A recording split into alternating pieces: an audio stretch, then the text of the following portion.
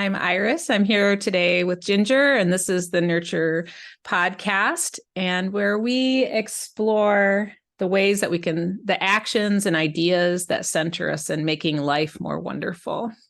Yes. Thank you so much to Catherine Clare for letting us use her beautiful music. I am Ginger Edwards, and I am a life coach, a small business coach, and owner of North Fork 53 Retreat Center. And I'm just so stoked to be here. This is episode 2 for those of you who just found us.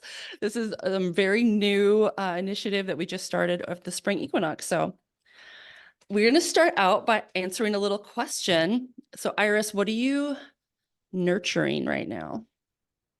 I am nurturing.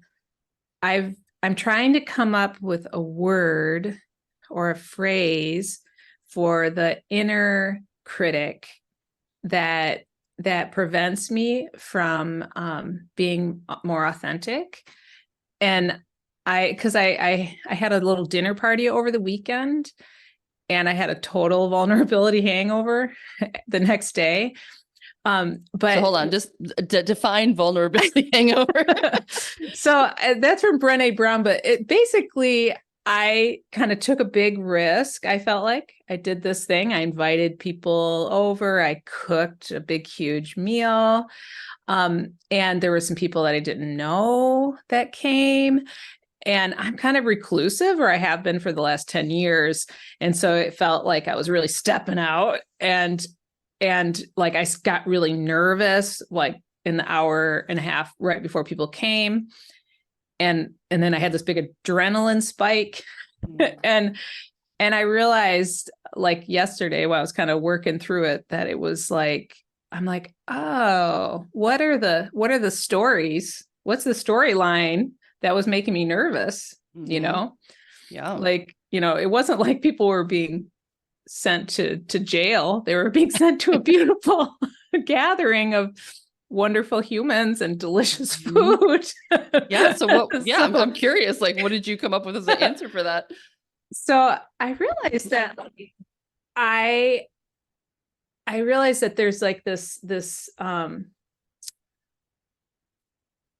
little spiral thing of, when I invited people, how clear was I about what I wanted and needed from them and what I was giving them? And I realized that I often try to, I have this story that I'm really easygoing, and that I don't want anybody to be put out in any way. And then I realized, I'm like, I'm actually not feeling that easygoing about this. I feel like I'm making a pretty elaborate meal, and I want to do that with total joy and not feeling like, are they going to come? Are they going to cancel last minute? So like, I needed more clarity from them than I asked for. And I realized someone who's very dear to me that came misunderstood, and she thought it was a potluck, and she brought a dish, but I had like a, multi-course meal. So that was, and I was like, oh, this is about my clarity.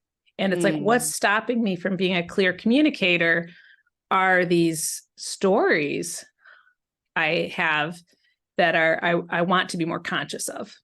So they're like these little gremlins. And I think we all have them, this negative internal dialogue that's very constraining. And one of the gremlins that was in your head was like, I don't want to tell them too many details about what I want from them.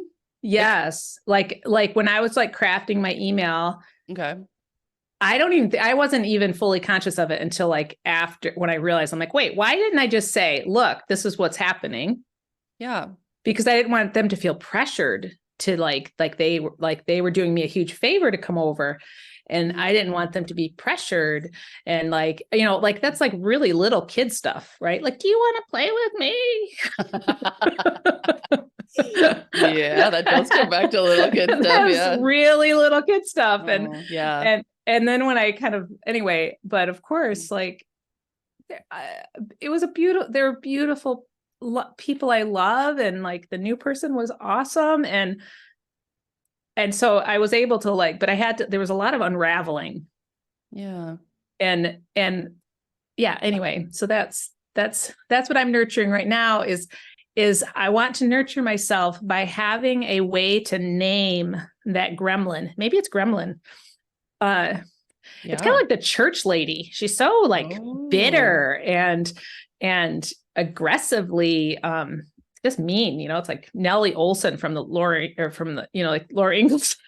It's like she's just a Nellie. bully. She's like a bully. It's like an inner bully. And it's like, and try to like catch it when it's happening and be like, wait a minute, like that's keeping me small. I want to be big. Yeah. So I'm still trying to figure it out. So what was Nellie saying exactly? Like, because I hear this, like, come play with me. That doesn't feel like her voice. Like, do you like me? Like, I don't want to ask too much of you. So where's Nellie coming in?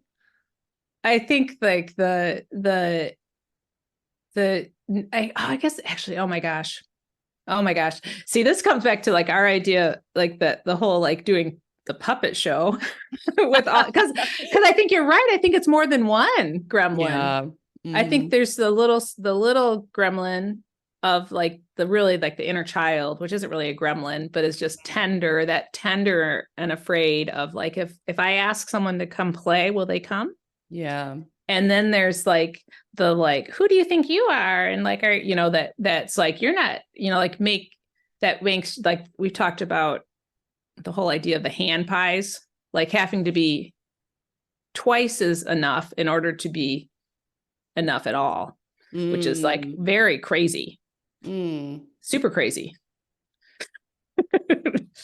Yeah, for people who haven't heard the hand pie, please elaborate. We've had this conversation in the past. I don't think it's crazy, by the way, but I'll read that. But go ahead. So the thing about Ginger and I is that both of us have a long history of doing absolutely audacious events for the community. Like we met because you came up to do that crazy Lunasa festival, like 3,000 people and 100 volunteers, like a Fellini festival. It was just completely insane. It was so fun. Much more wholesome than a Fellini. Right. Yeah. No. Yeah. It was so cool, but super crazy, Yeah. And the hand pie thing came when I was going to do an event with another friend of ours, Kestrel, down at North Fork, and I was catering it. I have a background as doing food, so that's a joy for me, actually. However, I'm like planning the menu and I get all of this food pre-made for the weekend, so it just has to be like heated up or baked or whatever. And I had in my head on the menu that I was going to make little hand pies, little individual fruit pies for everyone, and I ran out of time, and I was like, damn, I didn't make the hand pies. And Kestrel's like, wait a minute. like reality check. Yeah. And she's like, no one's like gonna be like, oh, the whole weekend was ruined because there were no hand pies. You didn't make me a hand pie. No one would even conceptualize that was an option, like, let alone be like, and just like that. So hand pies have come to represent those things that you're doing that are kind of actually above and beyond. And there's nothing wrong with them, but it's like, do you have the bandwidth to make hand pies? Sometimes you do, and sometimes you don't. Right. And to not turn when you don't, just being like, I don't have time to make hand pies right now. Yeah. And for me, I mean, that's called overfunctioning, right? So I'm really good at this as well. And it's like, it's like the cup is full and then you just keep pouring water and like just keeps pouring. Like the cup is full. It doesn't need any more water, but you're just over pouring or over functioning. And I do think it does have to do with that. Do you like me? Am I enough story? I mean, it kind of goes back to that. Like, but maybe hand pies, like then I'd really get this reaction, and somehow getting the reaction from people being like, whoa, a hand pie too. Like that we bask in that moment of they're like, utter delight. And I think it's like a part of it's really cool. Like you just want to do it to the nines. And I think that's fun. Like there's a part of my personality that wants to go to those events and get the hand pie. And like, I so appreciate it when I go to other people's things and they throw it to the nines and you're like, wow, thank you so much.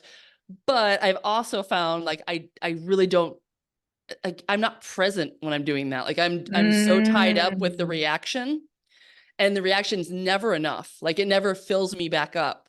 Like I've over poured so much, like there's no amount that they can pour back into me that would give me like, oh, that was enough. You did it.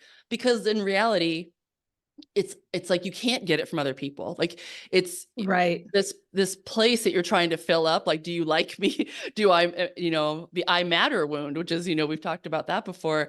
Like, yeah, that can't be filled by other people's reactions. So if you're coming at it from a place of like, oh my God, hand pies, yes, I want to make these. Yes, yes, And yes. it's coming from an overflow, like, but not that, it's, I really want to wow them because I'm trying to get this thing for myself. 100%. And I don't think we're conscious of any of this, by the way. I don't think people are like, I'm sitting there thinking like, this is what I want.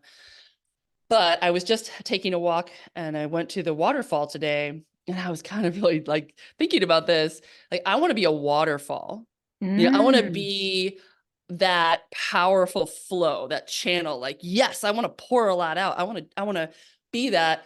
And I want to have the river coming in, and I want to be like this amazing, beautiful waterfall, and it rushes out. But I don't want to be like the pool that's just reflecting. You know what I mean? Like, I'm not looking for people to look in for their reflection. As a matter of fact, you can't. The water's all like, it's just going. And how powerful a waterfall is, but we're not, the gaze into it to see like how the waterfall's not looking around to be like, is anybody impressed? So, it's just in the forest. And I just was like, yeah, waterfall energy is so different than, it's an amazing flow, right? You can think of it, it's not overpouring. It's just flow. Yes. How do we get to like fully express that flow of like what gives us joy, like be our fully authentic selves, but not feel like, we're looking for a reaction, or we are in reaction. I think it's, for me, I've noticed like when I'm doing an event or teaching, that before people get there, if I take the 10, well, really actually more like 15 minutes to really center and do some kind of mindfulness and just like really clearly, like, what am I bringing? What am I bringing through? What am I bringing through, and what is my intent for this class? And like kind of asking for help, like out loud. Yeah. From the guides, guardians, benevolent ancestors, whatever is out there. If I do that and I walk in, then it's flow, and it is not depleting. It's actually, it's joyous. And I think you've experienced that with me, because we've done enough events together. The ones where I'm kind of like half disassociated and like a crazed squirrel, and like, short circuited, versus the more plugged into the earth me, which is way more like, and it asks nothing of the people there. Exactly. That's it. Yeah. It's not asking anything from anybody else. It's just showing up as it is, and it's very powerful when we do that. And then people get to have their cups filled. People will fill their cup, but it's not like there's no expectation that they're going to do that in a certain way, or they're going to bring a dish, or, whatever. So I'm curious, like, to know that in your state of making this dinner and then having this vulnerability hangover, like, where were you in those two states? Like, were you feeling that like anxious, like dissociated state, and then found your grounding in the dinner time or afterwards, or like what happened? Yeah. So I think in the morning, because I cook for about 6 hours. So in the first part of it, like I was just all excited because about what I was making, and then I kind of like spiraled into this cool this great place, sarcastic, not great place. But luckily Joe was there, and I was like, and I had clarity, which I think back to other events and I'm like, I didn't have that clarity in the moment. So this was a huge gift of being in my 50s, I think. Yeah. And I was like, oh, wait a minute, what am I expecting from them? Like, what am I hope? Like, why am I like this? Nobody's done anything wrong here. And then I kind of identified that I hadn't asked for, that whole thing about I'm really easygoing. And I'm like, I'm actually not feeling easygoing about this, because this is not like, this isn't like, oh, my tree has got so many apples on it, we'll never be able to process them all. Here's a box of apples at the street. It wasn't that, right? It was like, it was, yeah. So it was, so in that moment, and I was able to kind of talk myself down. And at the beginning, when everybody started arriving, I was still pretty tense. But by the time we sat down, I kind of went downstairs for a second and kind of chilled myself out a little bit and kind of re-regulated myself. And then the food was super good, if I do say so myself. And then we sat around the fire and had tea, and that conversation was just fantastic. But yeah. So, but I was, how I wasn't fully seated, I don't think, in myself at all that evening. And I had to kind of dig myself out of it still. I needed more work to do the next day. And I was saying to you, I got a migraine, and I was like, oh, it's totally like social anxiety migraine. Anyway, blah, blah. It's, not to be all yeah, but just it's work, that environment, that emotional work. And today I feel great. I've been super happy. And I think it's because I looked at it and I was like, I looked at that shadow parts and yeah. And you had, again, it was an eclipse last night. I know, right? There was a lunar eclipse, and it was in Libra, which is all about relationships to the other. So it's very perfect, very on point that you would have this whole vulnerability hangover around how you're relating to other people coming. It's so perfect. I love go ahead. Oh, I just love your waterfall analogy. But now, I've been thinking about that. I think the story of Narcissus, right? Or the whole idea of narcissism is he's looking in the water and then Echo is this water nymph that's stuck, cursed to be in the water, and she's looking up at him, and she can only repeat the things he says. And it's just this total, I don't know, we get ourselves in these situations where we're looking for the reflection. Yes. And I realize that I do that as well. I think it's hard to not do that in a culture that really, it's so focused on how many likes did my story get, and watching this thing back again, and did I look stupid, and did anybody comment? And we live in a social media environment which is just, it's so narcissistic in its design. It's an algorithm of narcissism, and I think narcissism gets used in this really intense way now. There's people get labeled as narcissistic, and it's very few people are actually clinically narcissistic, but we all have this ability, and certainly the culture itself kind of encourages this outward reflection. And so I was listening to one of my teachers, Simone Soul, who I love, and she was saying, and it was all small business stuff. And one of the ladies was like, I'm thinking about my business, and I do this, of course, too. And, I think I should be making money. I should be figuring this out. I should be writing a business plan. I should be creating a marketing funnel, blah, blah. And it's just Simone was like, how does that make you feel? When you think about that? And she's like, oh, and that's how I feel. Oh. And she's like, well, then I want you just to stop for a minute and call your power back to you. And I was like, oh, how interesting. Because when she said it, I was like, that's exactly right. We've given our power away to a story about how this is supposed to be done, how this is supposed to look, how other people are thinking about it. And so we just dropped out of our power, which is why we start to get anxious and dissociated and loopy, because now we're like, oh, wait, looking around, am I doing this right? I think I should be creating a marketing funnel. And for so long, I was so engaged in business. I was so overwhelmed. I was building North Fork 53. And my only thought was God, I just wish I had downtime. I just want days off. I want nothing on my calendar.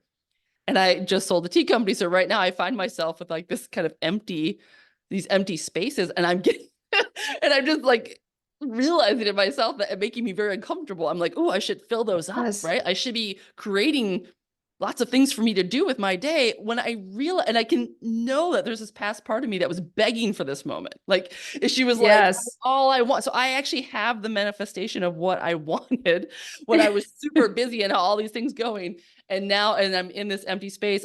I hear the story comes up again. No, I should be creating something new to fill up all this space. And it makes me stressed out. And then when I think about what that looks like, you know, how that money's going to come in, I start to get pulled into the story of like how you're supposed to do this. You know, you should be writing all these blog posts. You should be, and I start to not feel like it's fun. And then people start to say things like, "Oh, I'm blocked," or, you know, and it's like, I don't think we're blocked. I think at that moment, we've just given our power away Yes. to an idea that isn't ours. It's Yes. not how I want to do this. As a matter of fact, I don't Yes. even know that I want to fill up my calendar. Like I'm just getting dragged into a thought that's living rent free in my head that's from the culture. It's another one of the gremlins. It's definitely a cultural gremlin of productivity, right? And busy and successful. And I think that only matters when and this is kind of goes back to the eclipse, like you have this, and I was kind of tripping out on nurturing this aspect of, you know, paradox versus polarity, you know, right? So like the moon is eclipsed, but the moon is still the moon. It's always this Yes. full round object. Like you can't see all of it at once. Even when it's full, it can be shadowed, right? It can be eclipsed in that moment. And so it's all just an illusion. Like it's all there all the time. Yes. It's only the way we're Yes. perceiving it. Yes. Yes. Yes. And the moon is never really changing phases. It doesn't turn into a crescent. It is our perception of what's going on from the angle that we're observing it. So I feel like you could apply that to everything. Like things are just they're based in our perception, and our perception is based in the culture that we were raised in. Yes. Whether we love it or hate it, to acknowledge that, right? And this is where the tricky part is when we're talking about creating a new culture. It really needs to be created from a new perspective. Like, Yes. and every time we think, oh, I need to create this new business and get a marketing funnel, and I feel my power drain out of me, I think this is like the seeds of like, how do we know we're creating a new culture or we're stuck in the old one? For me, it's like the sense of like, wow, this doesn't feel fun anymore. All of a sudden I'm starting to feel really like, ugh, like I'd rather go do something else. That is an indication to me that I've given my power away. That And you're so off road. I'm off on somebody else's story. I'm in somebody else's perception of what I should be doing. And so I just love this idea of just taking that moment, take a breath and pull your power back. Just call it back. And as you feel it come back, be like, wait, what do I want to do? Like, what do I really want to do? Yes. I mean, honestly, I don't want to write tons of blog. I don't read other people's blog posts. Like I don't read blogs. I listen to podcasts. So like, I'm like, of course I want to do a podcast. Like this feels more fun to me. And I think we said before, like, I don't even want to like teach people on this podcast. I just want to have a conversation with you because that is super fun for me. And why aren't we allowed to do things that are fun? Right? Like if it almost feels too fun. Like this isn't real. Like I should be doing something harder. Like this can't be a real podcast unless we're nailing down a point and like, you know, making sure that people, I don't know, do whatever. Like there's no, you know, it feels three like ways to be slimmer and more rich. Exactly. Like I mean, yes, I could create a podcast about, all the ways you can market your small business, whatever. And there's nothing wrong with that, by the way. But this sense that we get to be the waterfall, like we get to be this like rushing expression of where we're at in the moment. And that's the thing. The waterfall's always in the present moment. It's this in between moment of like water coming in and it's just falling. It's just, I don't know, it's just doing its thing. It's total action, but it's also flow, and it's really powerful. And it carves like space around it. You know what I mean? It's just such a really beautiful metaphor for me right now. And I think it has to do with like, yeah, this paradox that all water is also like going to the ocean. It's going into the atmosphere. It's like where you catch it in the moment. Do you know what I mean? Like it's also Mhm. the river. It's also the ocean. Like a waterfall is just a moment in time. It's just but it's always there. It's flowing. And I Mhm. think that's what we are. Like we're Yes. alive right now. We're just running energy Yes. and, you know, I I think that that's I'm looking up at this painting on the other wall that I got at a thrift store. It's like this mountain scene with this river and there's like a little waterfall, ironically. Um, Mhm. but I love it. I look out the window at the Columbia where I'm sitting right now, the Mm. Columbia River, and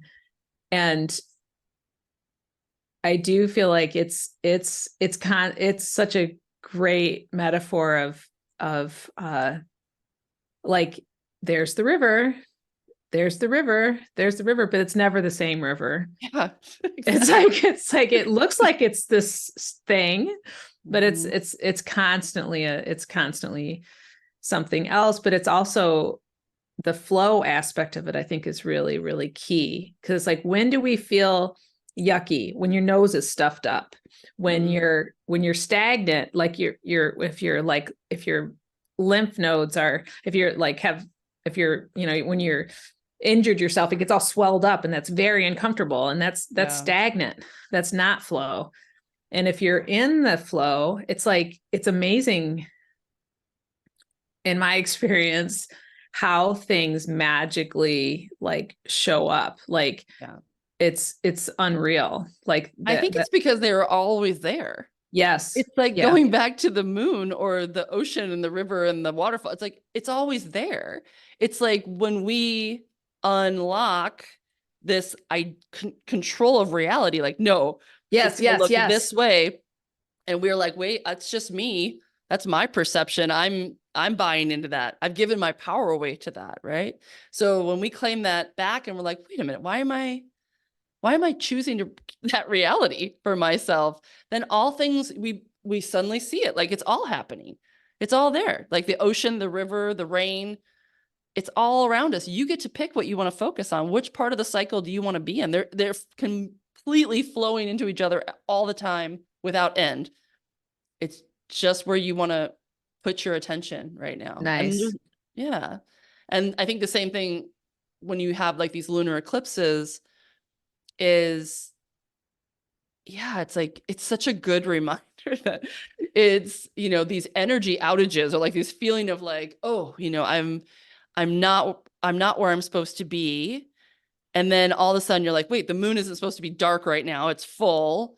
And then you're like, well, why am I assuming that that's wrong? Or like, why, what am I story do I have about that? It's always full. It's a round Ball in the spherical sky. ball. I mean, and like the whole idea that it's supposed to look a certain way at a certain phase is it's just a perception issue that I have. It's like I'm just not seeing the whole thing from the angle I'm standing at. But the trick is to get caught up in thinking that this little way that you're imagining is the whole truth. Mm-hmm. That's where we get all uncomfortable and it's painful when it's like if I yeah, like back to the vulnerability thing, I realized I have to tell them like I was really nervous, and instead of like the society's like you're not supposed to tell people that you're feeling nervous. Oh yeah. But it's like it's like that means you should be flawless and invulnerable. But it's Yeah. actually like Right. yeah, like if you and I thought about this with workshops, like you can't have a transformative workshop without being willing to be transformed yourself. Right. You have to get in contact with your own edges in order to expand the sample space. And when we Mm. do it together, it's just so much. It's like it's like if it's more honest. And when Mhm. we're more honest together, then we can enter into that flow, because I think that those ideas really are like they're constraining us. We can't be in the moment. We can't make any Exactly. choices because the world is so small. Yeah. Yeah, I mean, there really isn't this is going to get kind of deep here, but like there really isn't any, like all these things we trip ourselves out about, like I'm going to look stupid, for example, right? Yes, If yes. I'm going to look stupid, it's going to come off cringy, like, I'm going to be embarrassed, this whole idea. And if you really think about the concept of stupid, what is that? Right. What is stupid? What is cringy? I mean, for something stupid for me 10 years ago is not, and something stupid for me now is very different. Like, or what I would think is brilliant or not brilliant, right? Yes. Or when something cringy for an oversharing for one person might be like the vulnerability and release and freedom and amazing awakening that other person Yes. totally needs to be opened up. There is absolutely no definition of smart Yes. or Yes. stupid, right? Think about it. It's all Absolutely. subjective. Things that are brilliant can be as simple as, it just depends on who's looking at it, who's making the judgment call. And yet we have these concepts that are kind of unquestioned. Like they just Yes. sit out there. We don't question them. And yet we assume that we're all in some kind of collective agreement about Right. what's Right. stupid Right. looking or what's embarrassing or what's cringy or where we should be or what the business looks like. And what if that's totally not true? I And think what, it's to I mean, really, like if you really lean into that, it can't be true. it can't be. It I logically can't be true that there's a no. smart and a stupid. Right. I mean, I feel so grateful that I'm spending time with young children regularly because I Mm. do that, like the art program that I do. And I just went and visited another facility that's very different from the place where I am currently teaching. But the thing that's amazing to me is like how the little kids, like the where I'm at now, it's like first grade through fifth grade. And you can tell like over the year that those kids in the fourth, like how much they're changing, specifically how much they're becoming painfully aware of what's cool or not cool versus the first graders. They're like wide open, they're like fully human and the just, so if they're psyched, they're like, and they're like totally, they're so happy to see each other. They're so, or they're like so sad. Like they're just wide open. And you can just watch as society norms, like it's like wrapping them up in this like bondage. And then we enter, now we're an adult, but I think we keep growing. Yeah. I don't think it stops at 18. That's ridiculous. Oh God, no. And Again, who made that up? and I think the only way that you can do that is if how bound up, it's like feet binding or something of our psyche. And it's like if you've had your psyche all bound up in these threads of should and what's, whatever that norms are, that what's cringy and what's not, and all those things, like you walk this tightrope without, and it's very dicey versus if we can cut through those and be our more full self, like those first graders, man, let's do it. Yeah. One of the things I heard recently about social media and like one of the impacts it's having is it's because we're so observed, because we are living these like really, observed existences that we are more than ever, people are keeping themselves in like a safe, like not trying to violate, or get responses that are negative in any way. And that's like either politically correct or not cringy or cool or just basically like more and more neutral. So they don't have to deal with this, like, and that's before social media and phones, like, nobody really knew exactly what you were doing so much, or you weren't that observed. People weren't like perfect strangers were across the world weren't able to comment on how fat you were. It's like, so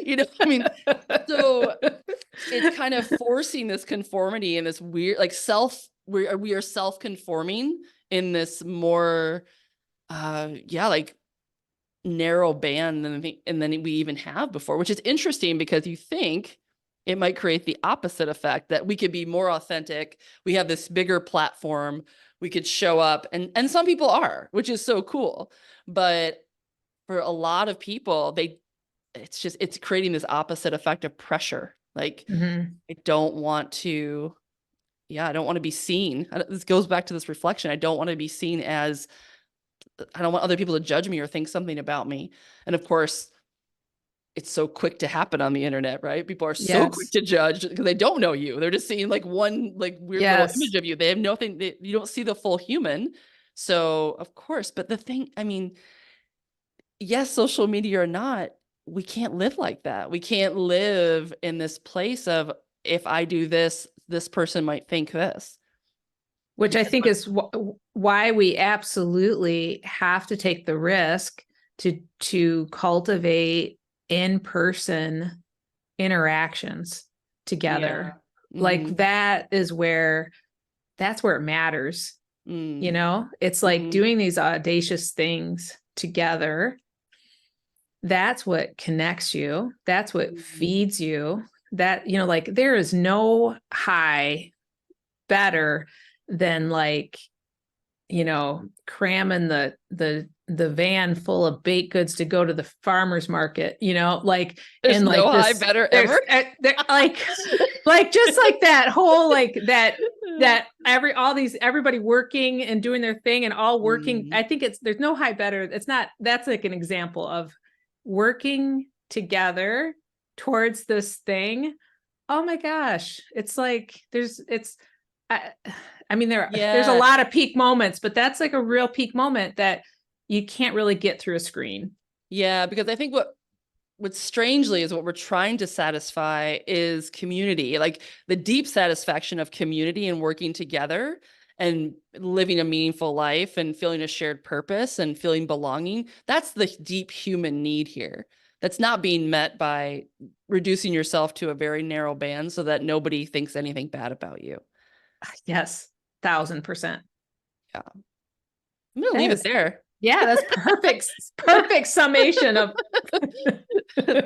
There we go. So I want to thank everybody. We're going to come back. We're going to do another one. So just, you know, if you love these conversations, tune in again. We are on Apple Podcasts now. You can like and subscribe. We are on Spotify.